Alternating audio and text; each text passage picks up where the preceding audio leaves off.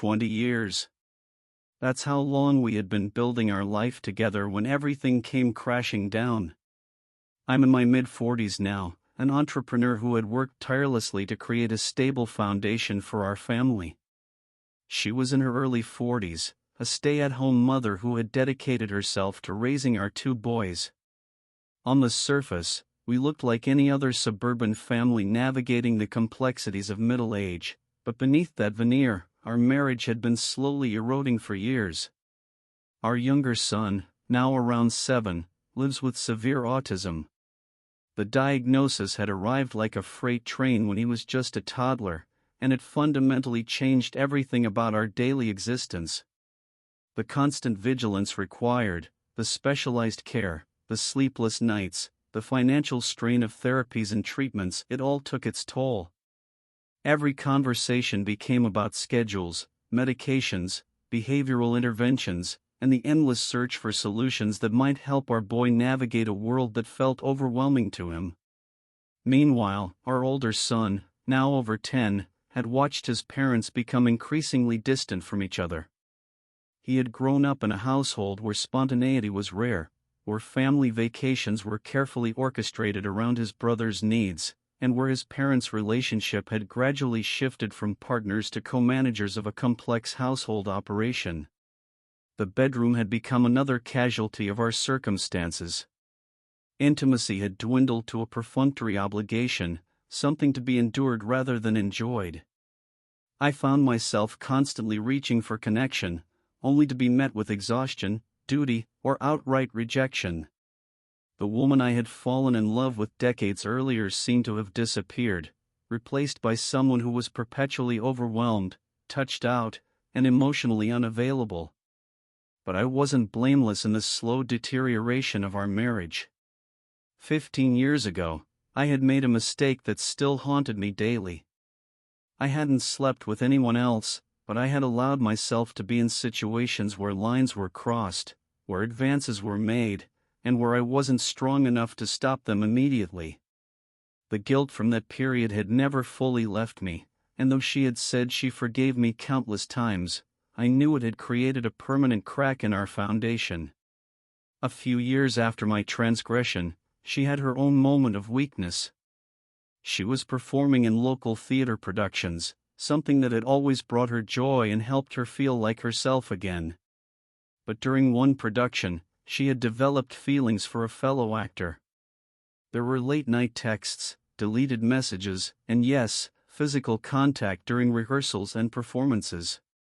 I had discovered the emotional affair through phone records and confronted her about it. The pain of that discovery was excruciating, but given my own past failings, I felt I had no right to be devastated. I had swallowed my hurt, worked through it, and convinced myself that we were even now. We both had our moments of weakness, our times when we had looked outside our marriage for something we felt was missing inside it. When I suggested the 10-day family vacation, I thought I was doing something wonderful for them both. Our older son rarely got one-on-one time with his mother, and she desperately needed a break from the intensity of caring for our autistic child. I would stay home with our younger son, managing his complex needs alone, while they experienced something special together. The destination was exotic, the kind of place we had always dreamed of visiting as a family but never could because of our younger son's limitations. I had saved for months to make this trip possible, working extra hours, taking on additional projects, all so that my wife and older son could have memories that would last a lifetime. I remember the excitement in the house as they packed. My wife seemed lighter than she had in years, almost giddy with anticipation.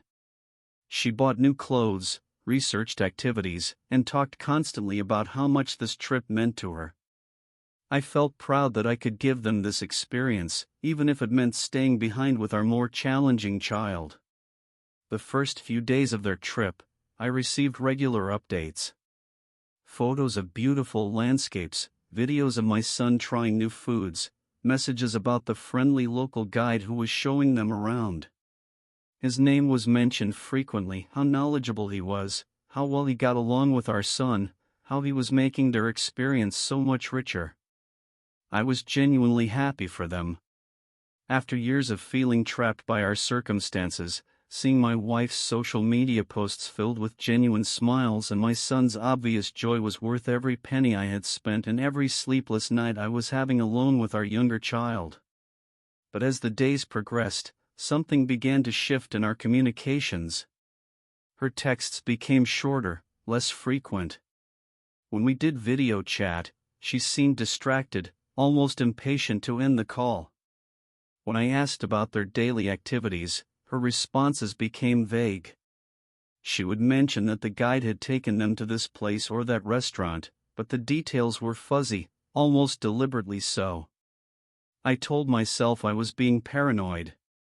She was on vacation, trying to disconnect from the stress of home life.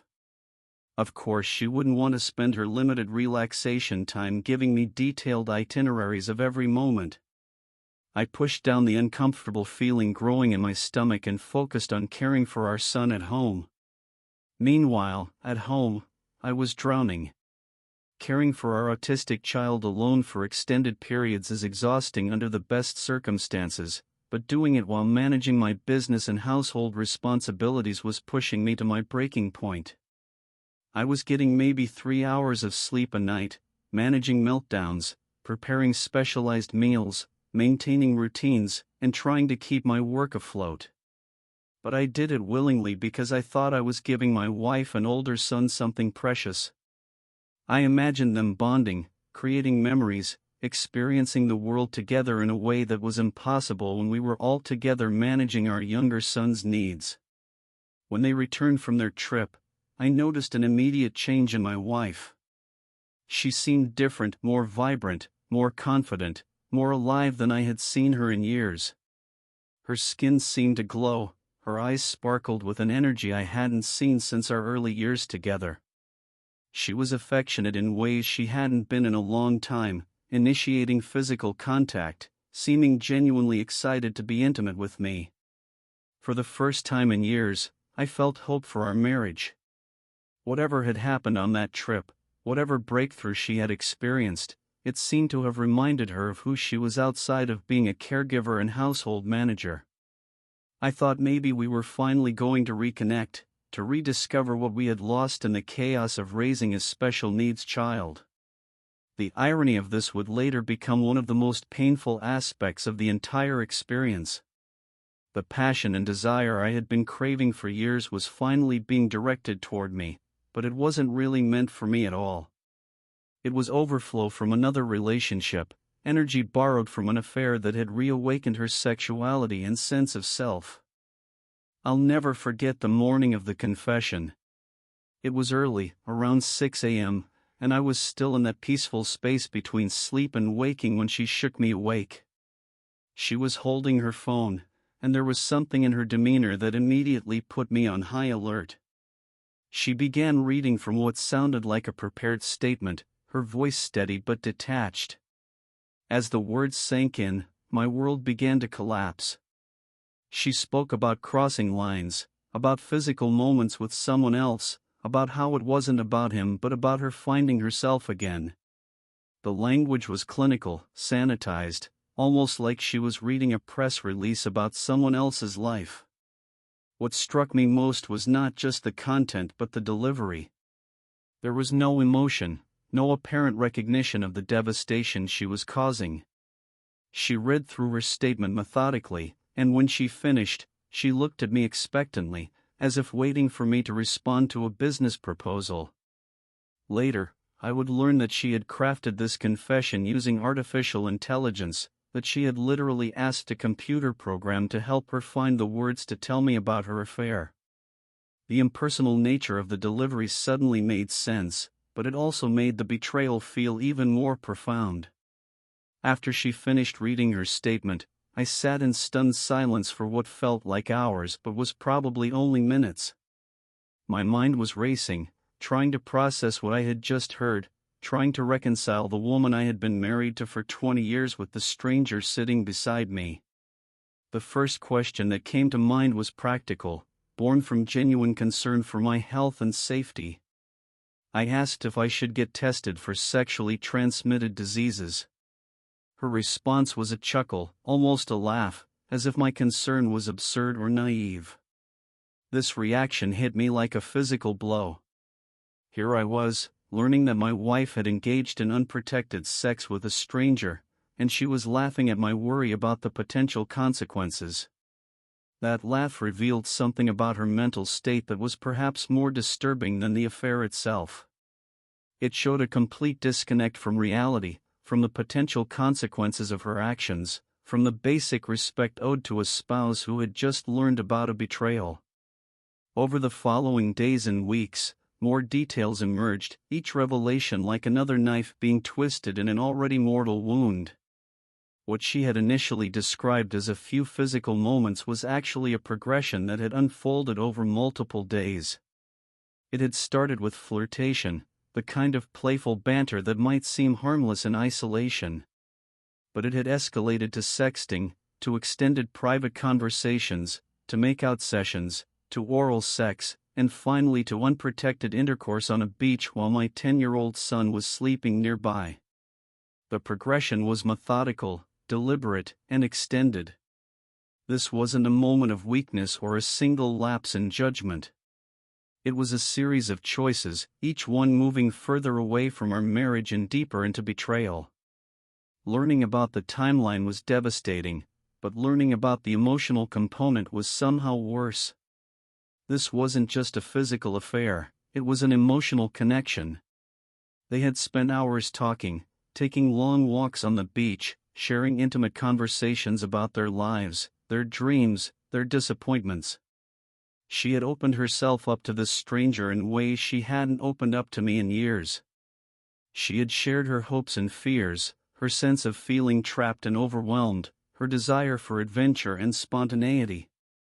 All the things I had been trying to provide for her, all the emotional intimacy I had been seeking to rebuild in our marriage, she had given freely to someone she had known for days. Perhaps one of the most painful aspects of this entire experience was learning that she had shared details of the affair with our mutual friends while it was happening. She had sent messages to our closest circle, people we had known for years, people who had shared holidays and celebrations with us, people who knew our children and our struggles.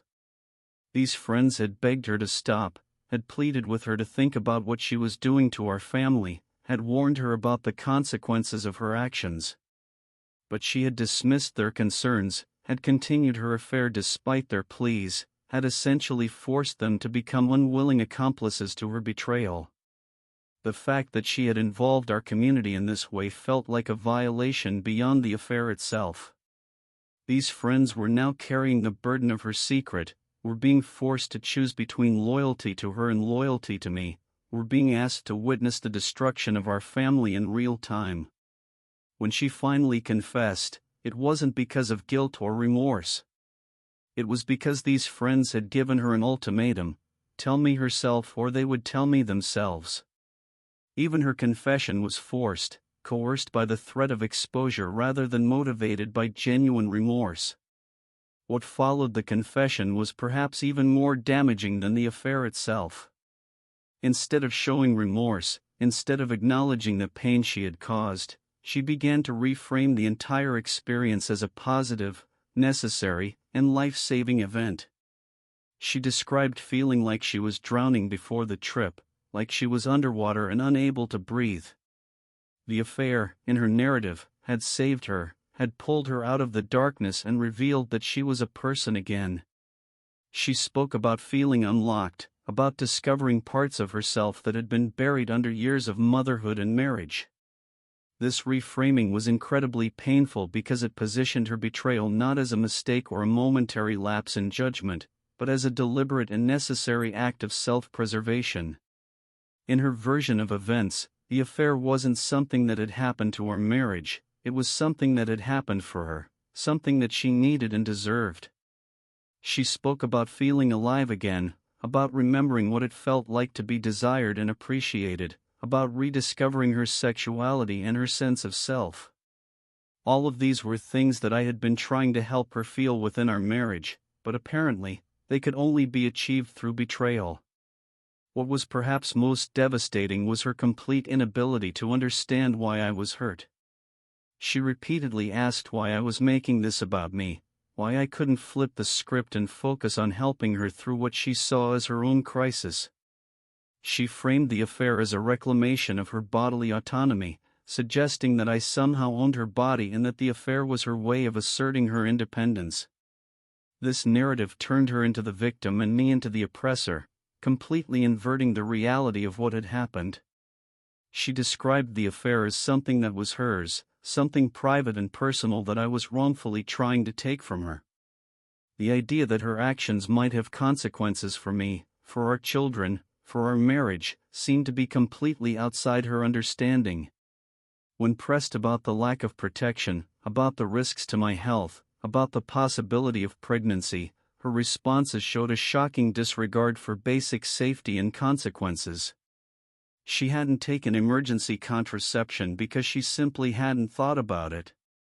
She didn't think she needed to be tested for sexually transmitted diseases because she believed the other man when he said he was clean. As more details emerged, I learned that this wasn't just a spontaneous connection between two people who happened to meet on vacation. The tour guide had used his position of authority and trust to pursue my wife, and apparently, this was a pattern of behavior for him.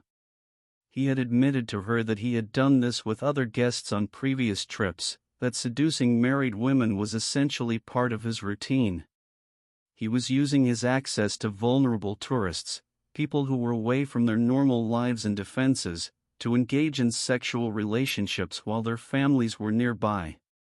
The fact that he was married with children, that my wife and son had met his family, that he was destroying not just our marriage but potentially others, added another layer of betrayal to an already devastating situation. This wasn't just about my wife's choices, it was about a predatory pattern of behavior that was likely affecting multiple families. Throughout all of this, I was acutely aware of the impact on our children. Our older son had been on the trip, had gotten to know the tour guide, had potentially been exposed to inappropriate behavior or situations. The thought of what he might have witnessed or sensed was almost unbearable. Our younger son, with his autism and need for routine and stability, was being affected by the tension and chaos in the household. Children with autism are often incredibly sensitive to changes in their environment, and the emotional turmoil following the confession was creating additional stress for him. I found myself trying to maintain normalcy for both boys while simultaneously dealing with the complete collapse of my understanding of my marriage and my wife. It was like trying to hold together a house of cards while the foundation was crumbling beneath it. The medical consequences of her choices became an ongoing source of anxiety. She had engaged in unprotected sex with a man who, by his own admission, had a history of sexual encounters with multiple tourists. The risk of sexually transmitted infections was real and immediate. I had to undergo comprehensive testing, had to wait for results while wondering if her choices had put my health at risk. The emotional betrayal was devastating enough, but the physical risks added another layer of violation to the experience. The possibility of pregnancy was another terrifying consideration. The thought that she might be carrying another man's child, that our family might be further disrupted by the consequences of her affair, was almost too much to bear. We began couples therapy almost immediately, but the sessions felt like exercises in futility. She approached therapy the way she had approached the confession, with a predetermined narrative that painted her as the victim of circumstances rather than the perpetrator of choices. She spoke about feeling trapped in our marriage, about losing herself in motherhood, about needing to feel alive again. All of these were valid feelings, but her inability to connect them to the impact of her choices on our family was stunning. The therapist tried to help her understand the concept of empathy, to see the situation from my perspective, but she seemed fundamentally unable to make that leap. She acknowledged that I was hurt, but she framed it as an unfortunate side effect of her necessary self-discovery rather than a direct consequence of her betrayal. The ripple effects of her choices extended far beyond our immediate family. Our friends were now in an impossible position, having been forced to carry the secret of her affair and witness the destruction of our marriage. Some friends tried to remain neutral, to support both of us while avoiding taking sides. Others were more direct in their disapproval of her actions. A few seemed to buy into her narrative of self-discovery and liberation, which was perhaps even more painful than outright condemnation. The social fabric of our community had been torn apart by her choices. Gatherings became awkward, conversations became stilted, and the easy camaraderie we had built over years of shared experiences was replaced by tension and divided loyalties.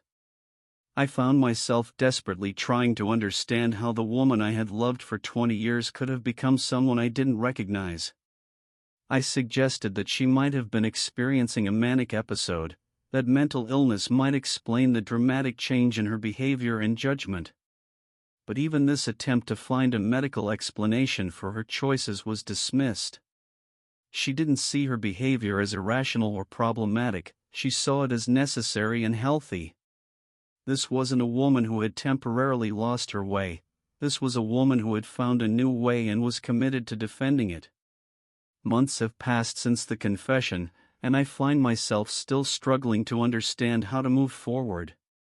The woman I married, the mother of my children, the partner I had planned to grow old with, has been replaced by someone I don't recognize or understand. She occasionally shows glimpses of remorse, particularly when confronted with the concrete consequences of her actions. But these moments are fleeting, quickly replaced by defensiveness and justification. I still love her, which makes this entire experience even more painful. The woman I fell in love with decades ago is still there somewhere, but she's been overshadowed by someone who seems capable of tremendous selfishness and cruelty. The question that haunts me daily is whether reconciliation is possible when remorse is minimal and the foundation of trust has been completely obliterated. How do you rebuild a marriage when your partner sees her betrayal as a positive, necessary act of self-preservation? I want to believe that healing is possible, that we can find our way back to each other, that our family can survive this trauma. But I also have to face the reality that the woman I married may be gone, replaced by someone who prioritizes her own needs and desires above the well-being of our family. I've wrestled with whether to report the tour guide's behavior to his company.